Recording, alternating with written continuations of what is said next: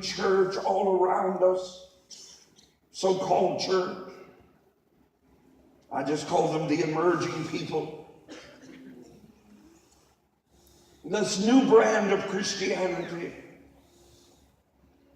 whose leaders say things like, I am a liberal in theology.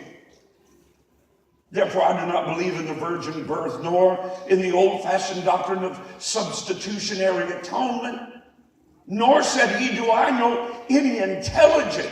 They always want to get you with an air of intellectual superiority.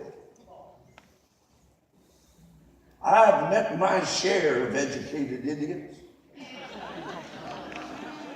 And I've seen some real smart folk who never been to college and university and don't have enough degrees after their name to look like alphabet soup. Dr. So-and-so and Sister Yay don't always have it figured out. I need to shout it tonight. What can wash away my sin? Nothing but the blood of Jesus. I need somebody that's been washed. What can make me whole again? Nothing but the blood of Jesus. If you have a bloodless gospel, you have no gospel at all. You have dead religion. But tonight I'm thankful. I'm thankful for the blood. I know it was the blood. I know it was the blood. I know it was the blood for me. Yes, Lord. Yes, Lord.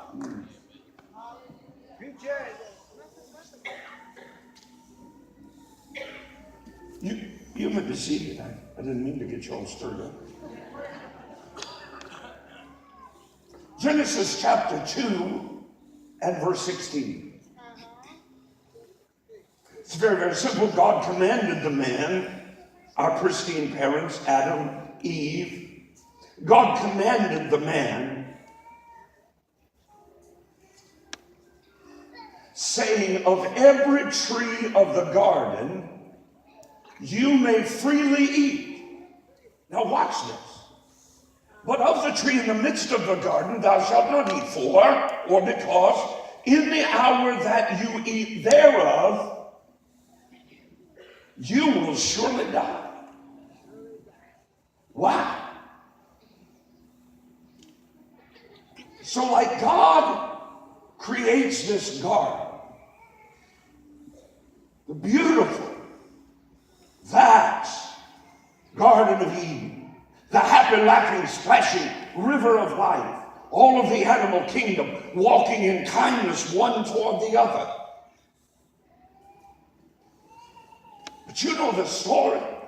Right there in the middle of paradise, Adam sided with God's great archenemy.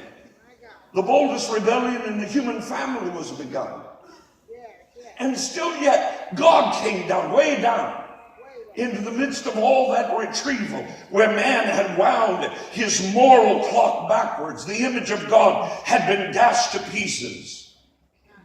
Death had come and turned blue the lips of the children of men. But right there, a chapter later, in Genesis chapter 3 and verse 15, God gave us a propitiation. That's a great big educated word. It just means a price paid. He made us a promise that someday, not that day, but someday a price would be paid. Not a price of silver and gold, but a price of the precious blood. Would everybody just say, precious blood? It's not ordinary blood. It's not blood from which you should turn away in horror. It's sinless blood. It's spotless blood. When you see blood spilled from a human person, you want to turn away. All of our nurses and doctors practicing who are here tonight would say one of the hardest things for them to overcome was the sight of human blood. Why? Because your Bible teaches us that the life is in the blood. So when we see blood spilled, we know life is being poured out. Because the life is in the blood. So we turn away. But I must remind you, that's tainted blood. That's sin-cursed blood. When you see blood running down that riven side, don't ever turn away. Look as deeply into its wonder as you